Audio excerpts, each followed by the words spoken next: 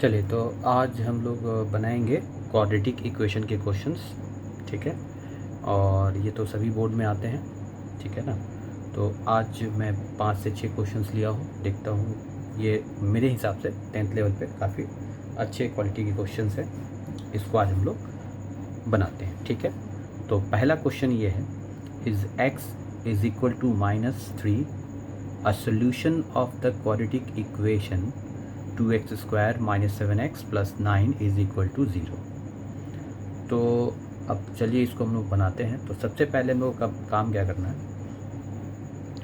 कि हम लोग को x की वैल्यू क्या दी गई है। तो x की वैल्यू है -3, ठीक है। इक्वेशन है 2x² 7x + 9 is equal to 0।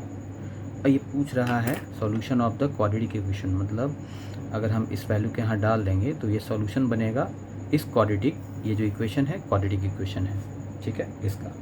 तो सबसे पहले हम लोग क्या करेंगे, हम यहाँ लिखेंगे सो substitute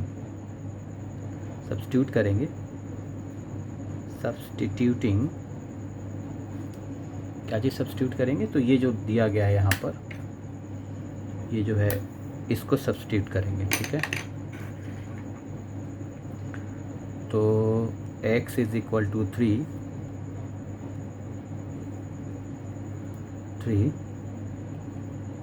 in the given equation 1, ठीक है। तो चलिए सब्स्टिट्यूट कर देते हैं इसको। तो ये हो जाएगा हमारा 3 का स्क्वायर -3 + 9 इज़ इक्वल टू 0, ठीक है।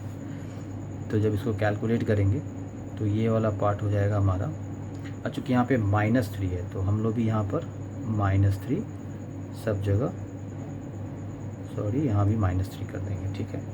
तो चूँकि अब ये -3 है, एक बार मैं साफ से लिख देता हूँ ताकि आपको क्लियर हो जाए कि क्या करना है। 0 अब ठीक हो गया। अब -3 को 2 बार मल्टीप्लाई करेंगे तो ये हो जाएगा कितना, 9। माइनस माइनस प्लस हो जाएगा, 7 × 3 + 9 इज़ इक्वल टू 0, ठीक है। सिंपल इक्वेशन है। तो ये हो गया 18 + 21 + 9 इज़ इक्वल टू 0। अब चूँकि हम लोग जब बना रहे थे तो हम लोग का ये वाला साइड जो था लेफ्ट हैंड का साइड था, तो अब यहाँ हमारा फाइनल आंसर आ रहा है 48। 48 जो है वो हमारा है लेफ़्ट हैंड साइड की वैल्यू, और राइट हैंड साइड में हमारी वैल्यू है 08 राइट हैंड साइड। तो ये दोनों तो मैच ही नहीं कर रही है, नॉट इक्वल, ठीक है। तो हम लिखेंगे LHS is not equal to RHS, मतलब 48 जो है बराबर नहीं है 0। तो इसका मतलब है हम लोग कह सकते हैं फाइनल आंसर में, hence x is equal to -3 is not अ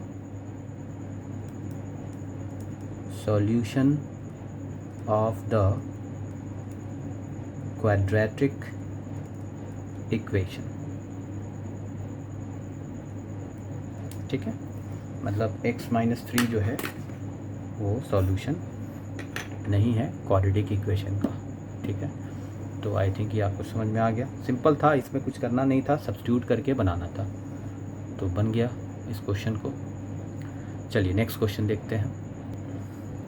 अब सेकंड क्वेश्चन भी मेरे ख्याल से उसी टाइप का है। इसमें भी if √2/3 is a solution of equation 3x² + mx + 2 is equal to 0, find the value of m।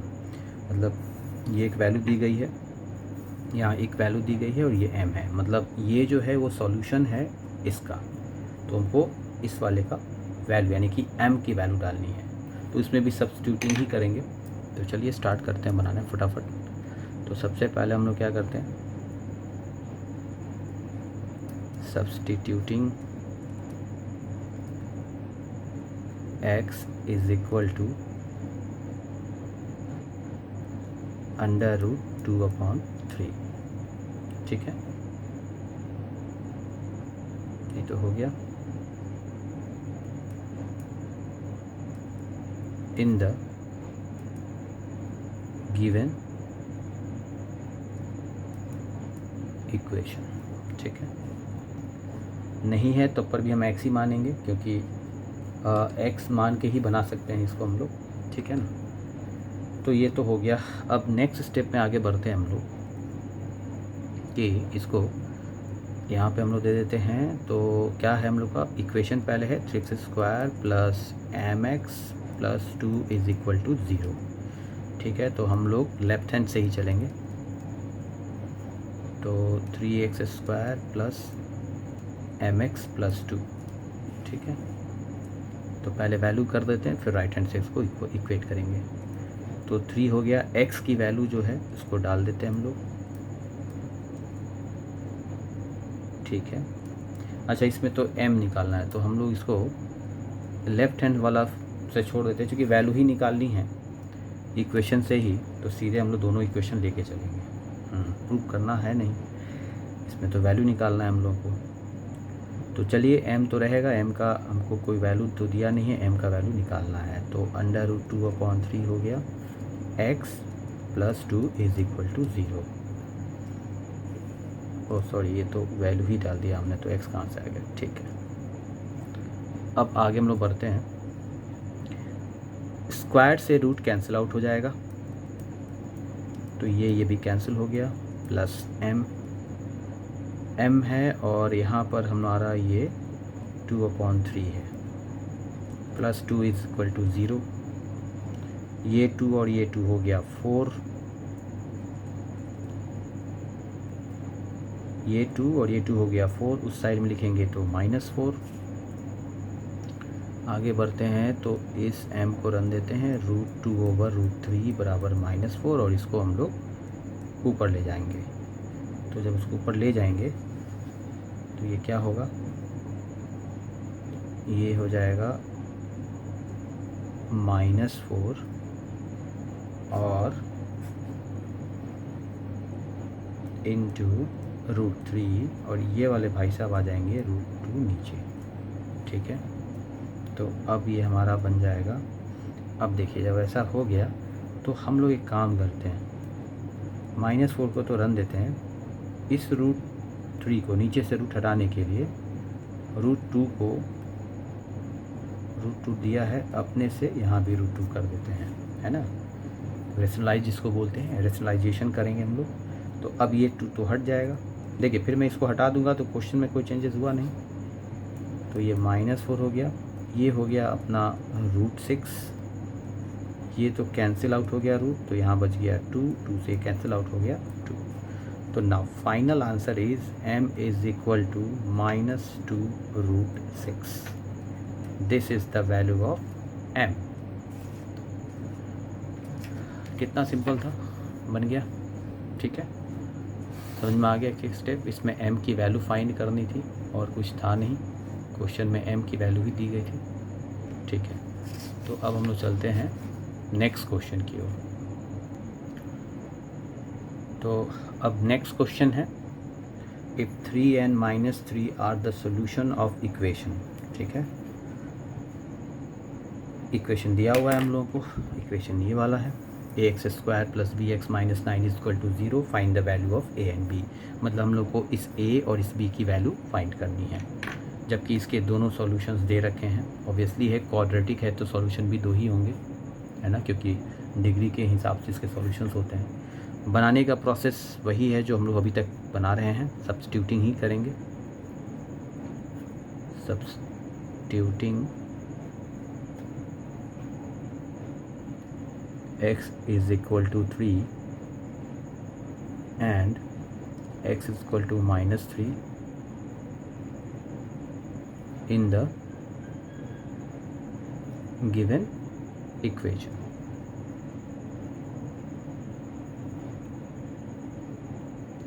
We get, तो क्या हम लोग करेंगे, तो यहाँ पर देखिए ऑलरेडी लिखा हुआ है, एक ये वैल्यू है और एक ये वैल्यू है। तो हम लोग क्या करते हैं, 2 इक्वेशन बनाते हैं, एक में इस वाले वैल्यू को डालेंगे, एक में इस वाले को डालेंगे। और फिर देखते हैं क्या आता है। Square plus b x minus 9 is equal to 0, ठीक है। फिर इधर में भी हम लोग एक बना लेते हैं, square plus b x minus 9 is equal to 0। इसमें हम लोग सब्स्टिट्यूट करेंगे, ये फर्स्ट ये सेकेंड, ठीक है, फर्स्ट वाले के लिए। तो यहाँ पे हो गया, ए के जगह पे डाला हमने 3 का स्क्वायर किया, b 3 minus 9 is equal to 0। तो ये हो गया a 9 plus b 3 minus 9 is equal to 0। इसको सिस्टमैटिक मैनर में लिखेंगे तो 9a plus 3b minus 9 is equal to 0। तो ये हो गया हमारा, ये हमारा इक्वेशन 1, इक्वेशन 2, ये हो गया इक्वेशन 4। आइए अभी इधर देखते हैं हम लोग। तो इसमें भी हम लोग ये वाला डालेंगे, तो a माइनस 3 का the whole square plus b minus 3 minus 9 equal to 0। तो ऑब्वियसली है, ये हो जाएगा 9a, 3 3 ज़ा 9, स्क्वायर है तो माइनस हट जाएगा, plus minus minus 3b minus 9 is equal to 0।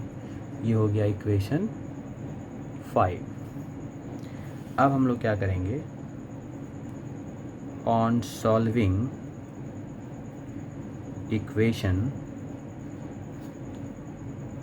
4 and 5, ठीक है।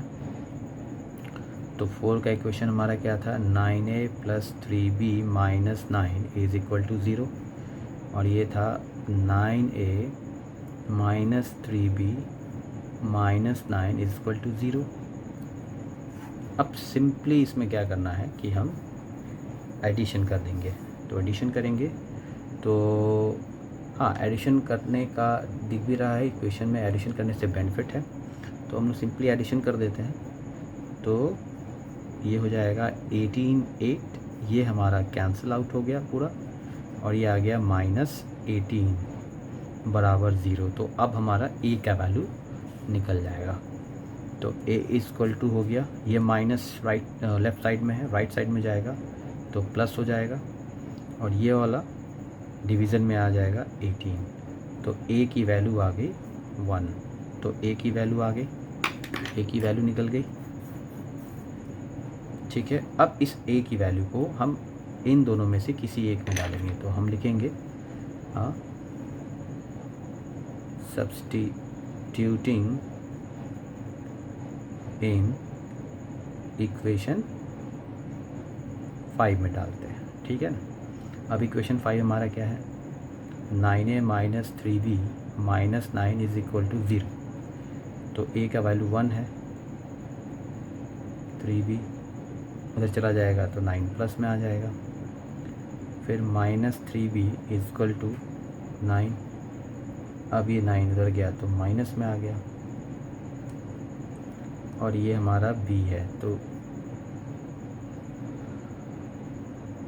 ये माइनस कर लेते हैं हम इधर में बाई 3, ठीक है। तो अब ज़रा ध्यान से देखिए, एक तो हमारा हो जाएगा माइनस 9 प्लस 9 बाई 3, ये कट के हो गया 0 बाई 3, और 0 बाई 3 आपको पता ही है क्या होता है, 0। तो b की वैल्यू क्या आ गई, b की वैल्यू हो गई 0। तो फाइनली हम लोगों ने आंसर निकाल लिया, ठीक है। तो ये भी सवाल बन गए हमारे। 3rd नंबर क्वेश्चन भी आसान है, कुछ हार्ड तो नहीं लगा अभी तक। चलिए आगे नेक्स्ट देखते हैं, क्वेश्चन नंबर 4।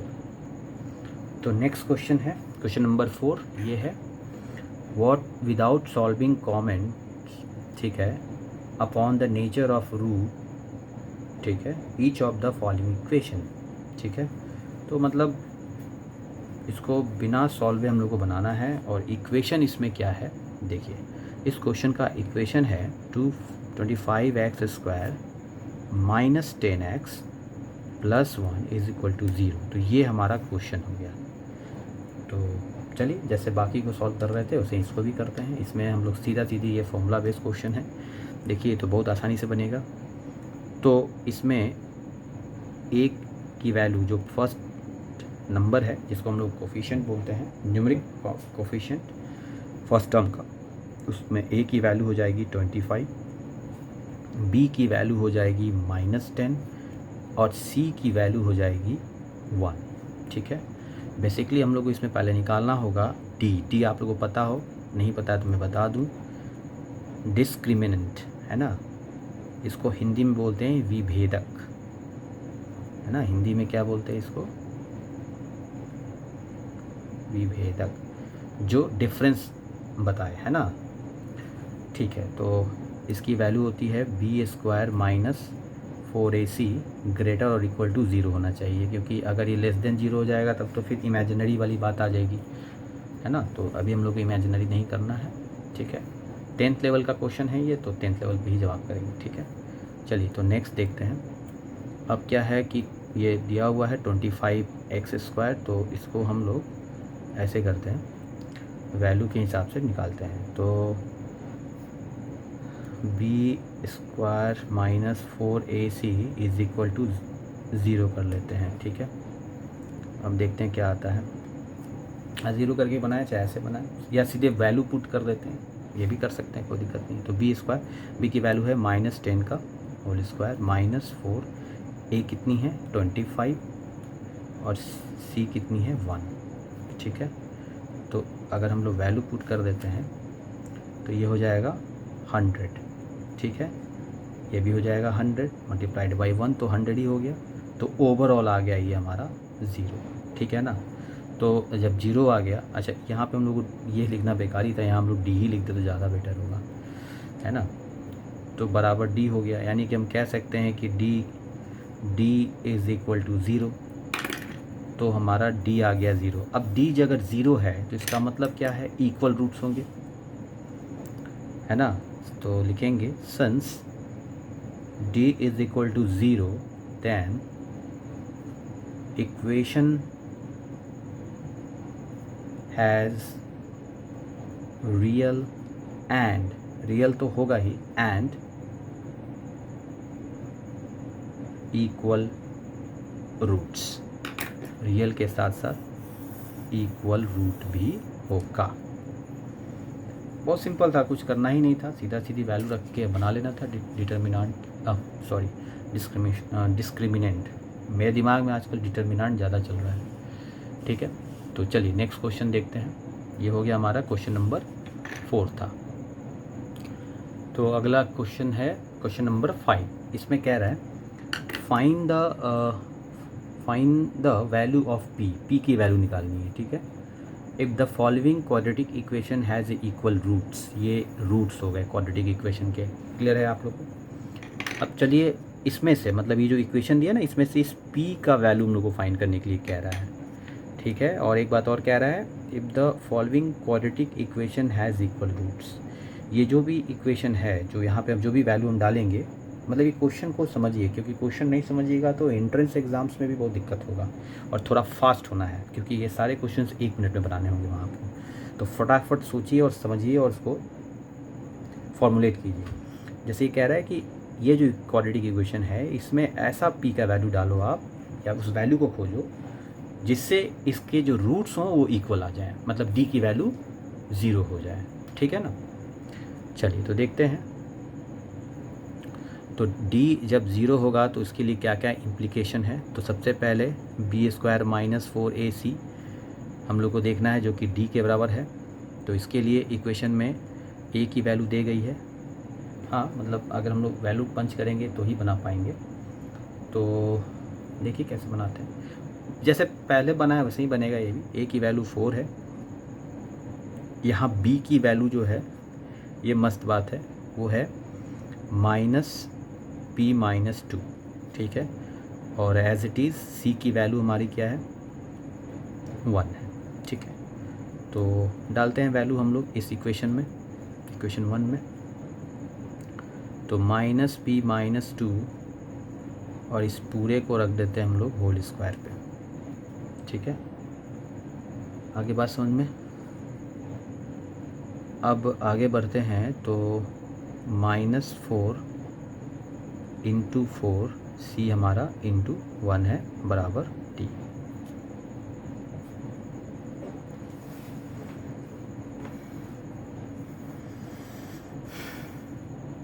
ठीक है। तो अब इसको कैलकुलेट करते हैं। तो कैलकुलेट करने में हम लोग को एक बात तो क्लियर ही है कि ये माइनस तो हट ही जाएगा। तो p माइनस 2 का द होल स्क्वायर माइनस 4 4 जा 16 इंटू 1 बराबर d। ठीक है, यहाँ तक समझ में आ रहा है, सिंपल है। अब जब हम लोग इसको स्प्लिट करेंगे तो ये आ जाएगा पी स्क्वायर माइनस प्लस 2 2 ज़ा 4 minus 2 into 2 into p minus 16 is equal to d. अब चूँकि डी की वैल्यू क्या है, ज़ीरो है, तो हम लोग डी की वैल्यू भी यहाँ पर पुट कर देंगे ताकि हमको आंसर आ जाए। तो हो गया ये 4 2 2 ज़ा 4, तो माइनस हो जाएगा 4p और ये आ जाएगा इधर में प्लस 16, है ना, प्लस 16 आ गया। इसको हम लोग d को चूँकि d इज़ इक्वल टू क्या था, ज़ीरो था, तो d की वैल्यू हम लोग ज़ीरो कर दिए, तो उस केस में बन गया। ठीक है, अब आगे देखते हैं। अब सिंपल है, कैलकुलेट खाली करना है हम लोग को। 2 2 ज़ा 4 और फिर ये आ जाएगा, तो हम लोग इसको ऐसे लिखेंगे, ये 14 को भी उठा के उधर ले जाइए, तो ये हो जाएगा पी स्क्वायर माइनस 4p या प्लस 14, फिर इसको लाइए minus 16 is equal to zero. अब ये आपका बन गया परफेक्ट इक्वेशन। इसको सॉल्व करना है और इसके बाद इसका p का वैल्यू हम लोग को मिल जाएगा। ठीक है, तो चलिए सॉल्व करते हैं हम लोग। तो 16 में से 4 चला गया तो 12 बचेगा, तो पी स्क्वायर माइनस 4p, यहाँ भी माइनस ही होगा, बिल्कुल ठीक है, इज़ इक्वल टू ज़ीरो। अब इसको हम लोग स्प्लिट कर देंगे, तो स्प्लिट करेंगे तो 4 को 6 टू द 12 और 6 में से 2 घटाने पे आ जाएगा, तो ये मतलब हो जाएगा p square minus 6p plus 2p minus 12 equal to zero. तो अब देखिए, अब हो गया, इसमें से p कॉमन ले लेते हैं हम लोग। तो p कॉमन ले लिए तो क्या बचा, p माइनस 6, p तो हमने कॉमन ले ही लिया है। ठीक है, अब इसमें से भी हम लोग 2 कॉमन ले लेते हैं, तो p माइनस 6 हो जाएगा बराबर ज़ीरो। तो अब p माइनस 6 को कॉमन ले लेते हैं, तो इधर क्या बच गया, p plus 2 is equal to zero. 2 factor आ गए हमारे। अब एक एक करके हम इन दोनों को सॉल्व करते हैं। तो p minus 6 is equal to zero, तो p इक्वल टू 6, ये आ गया इधर में।